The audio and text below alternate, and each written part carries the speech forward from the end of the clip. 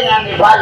Gayahin na natin ibang bansa, nagagalit sila kung kinakurakot sa gobyerno ang kanilang pera. Okay? O sige. Maraming salamat, former Undersecretary Ben Ranque.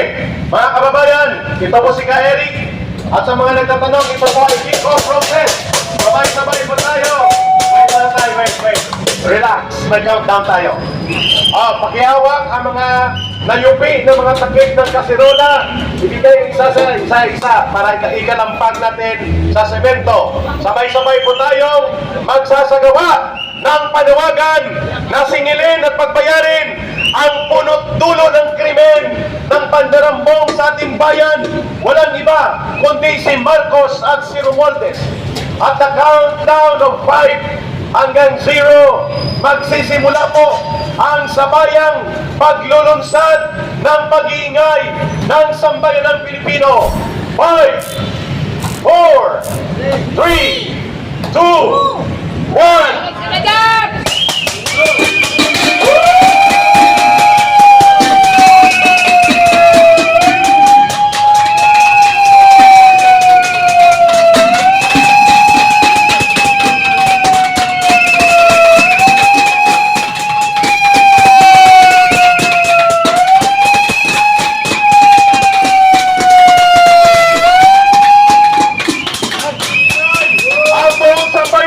Isa pa na pag-iingay. 1, 2, 3, go! Mga kababayan, galit ang taong bayan. Nananawagan tayo na palayasin na ang mandarambong na sinaban.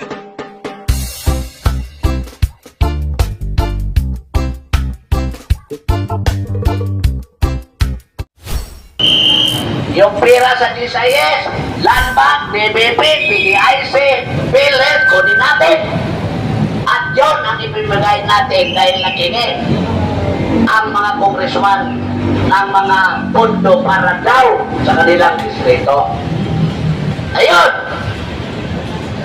kinuha ang mga pera sa iba't ibang ahensya, nangungutang, nagpinta ng mga ari-arian, pati gold. Nireject ang inutang sa Korea. Okay. Kaya nga. Kasi ninanakaw nila, kaya nireject tayo sa Korea. Dahil ninakaw lang ng mga politikong buhaya. O ngayon, ano ang priority project na pinupunduhan ng Pangulong Marcos sa mga kongresman? Anong priority project? Nawala naman yun sa Bicolan. Flood control projects. Nakalagay yun sa mga unfunded programs.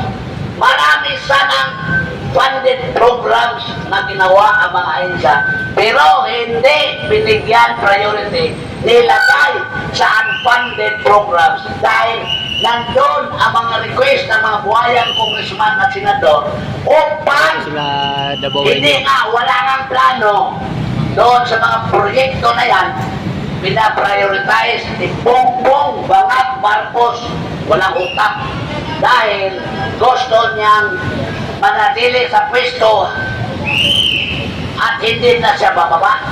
O ano ang mga pinupunduhan ng unfunded program? Flood control. Ngayon, ninakaw lang ng mga kongresman sa pamamagitan ng DPWH. Yung DPWH kasi, sa Bisaya pa, dili pwede walay atag. Dagang project, walay human. Yon ang meaning sa amin sa DPWH. So ngayon, binigay doon, ginawa ang mga kontraktor, pumunta sa mga congressman. Sabi ng congressman, ikaw, pero kailangan 40 to 50% ang pangpas, commission. Sabi ng mga congressman, i-royalty na lang namin yung lisensya mo. Kami na ang mga mangontrata, mga congressman. Ikos project na lang namin yan. Marunong marama din itong mga kontraktor. Kaya maraming kontraktor na maganda ang bahay, tulad nilang Diskaya, at ID, sino pa yun? Kasi paborito nila yung ginawa ng congressman sa kanila. Di ba? Ngayon, Nung ninakaw na lang pira, sinabi ni Bongbong, tapos na daw yung 5,500 flood control. Nagalit ang Panginoon. Bumagyo. Ha? Naglutang ang mga tao, ang mga property. Ha? Umiyak ang mga tao, wala ng bahay, maraming namamatay. Kasi instead na may flood control, wala pala flood control. Kung meron, walang kamilya, nasisira, goodbye. Ang bilyones na pera. Dahil binubulsa ng ating presidente at mga buhayan niyang kanyang pinabahugan ng mga congressman at senador. Ngayon, nagalit ang Panginoon, bumagyo, lumulot ang mga tao, pati mga buhaya nakitaan. Sabi ng Panginoon, taong bayan sa Pilipinas, yan yung mga magnanakaw sa bayan nyo. So, kailangan pa ba natin mag-imbestiga? Yung mga congressman, sila ang magnanakaw, sila ang mga buhaya, mga senador, sa panguluhan ni Bongbong Marcos. Pero ang totoo, ang magnanakaw dyan, si Bongbong Marcos, pamilya niya, mga relatives niya, mga kaibigan niya, mga kaalyado sa politika. Kasi yun ang magnakaw Ha? Sila ang magnakaw sa kaban ng bayan. Kasi nandiyan sila sa kapangyarihan. At sila lang ang nag-uusap. So ngayon, sino ang kawawa? Kawawa ang taong bayan. Ha? Kawawa ang mga Pilipino. Nung nandun ako sa Indonesia, sa Jakarta, alam mo yun? Sakay ako ng taxi. Sinabihan ako ng driver, Sir, yan ang building ng anti-corruption. Kapon, sir, yung pulis, may kapangyarihan ng pulis kasi doon sa Indonesia na pag makita niya nagnakaw ang mga nasa gobyerno, pwede dakwin, walang nagawaran. Dinakit ang gobernador, sir, at yan sa Department of Anti-Corruption.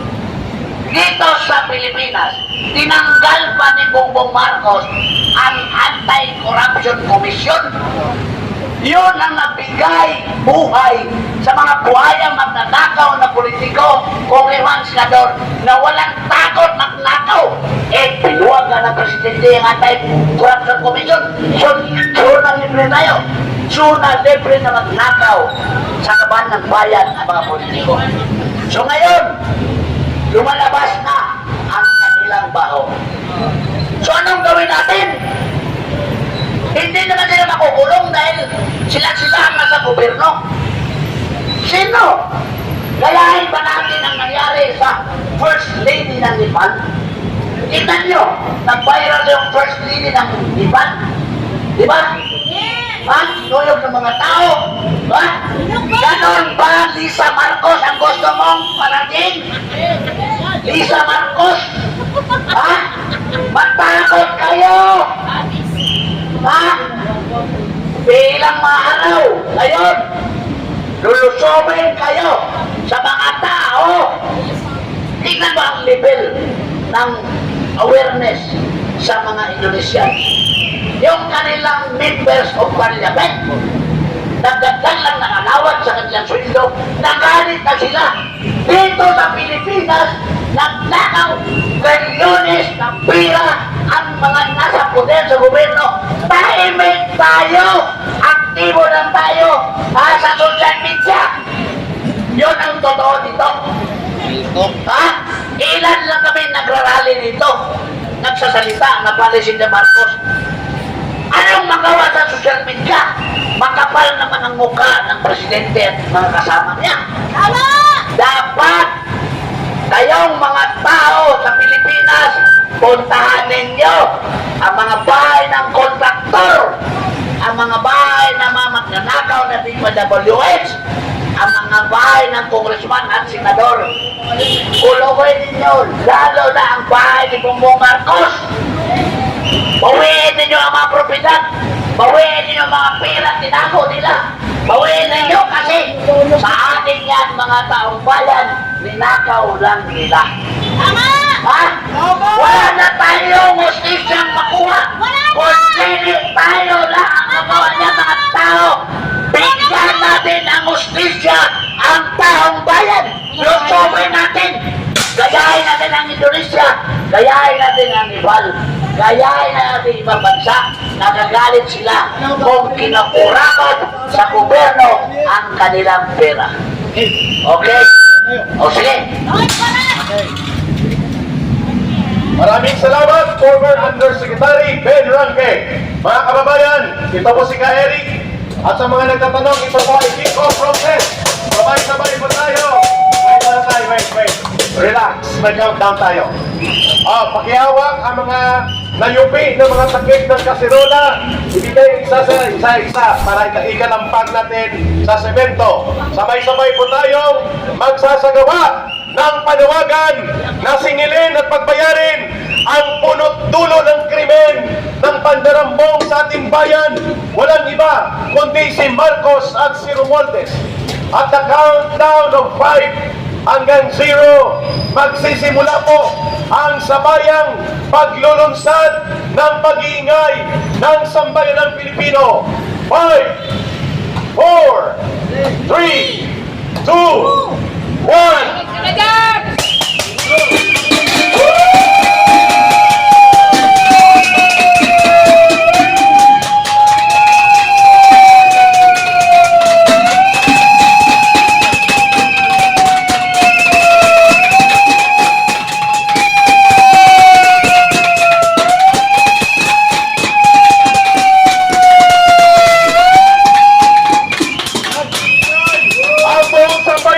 Isa pa na pag-iingay. 1, 2, 3, go! Mga kababayan, galit ang taong bayan. Nananawagan tayo na palayasin na ang mandarambong na sila Marcos at sila Romualdez. Marcos resign! Marcos resign! Marcos resign! Marcos resign! Ano man ang investigasyon na sinasabi nila, kahit si Ping Lacson pa o sino man ang mag-imbestiga, ang malinaw sa taong bayan, ang kriminal na mandarambong na nagpasimuno kung bakit nauubos ang kaban ng bayan dito sa mga magnanakaw, mga kriminal na contractors, mga kriminal sa DPWH at mga magnanakaw na congressman at mga kasabwat na politiko ang nagpatupad ng pagnanakaw na ito. Ang panunumbalik ng pandarambong na ito, walang iba kung hindi si Marcos at si Romualdez. Malinaw po ang ating panawagan dito, mga kababayan, papanagutin si Marcos at sila Romualdez at dapat sila palayasin na sa poder sapagkat sila ang punot-dulo ng pandarambong na ito sa mga mamamayang Pilipino. Marcos resign! Marcos resign! Marcos resign! Marcos resign! Marcos resign! Marcos resign! Ito po ay panimula ng pag-iingay at pagtindig ng sambayan ng Pilipino. Mamaya po alas 5 ng hapon, magbabalik tayo dito sa mas marami pang pagtitipon after ng office hours at ng mga pasukan.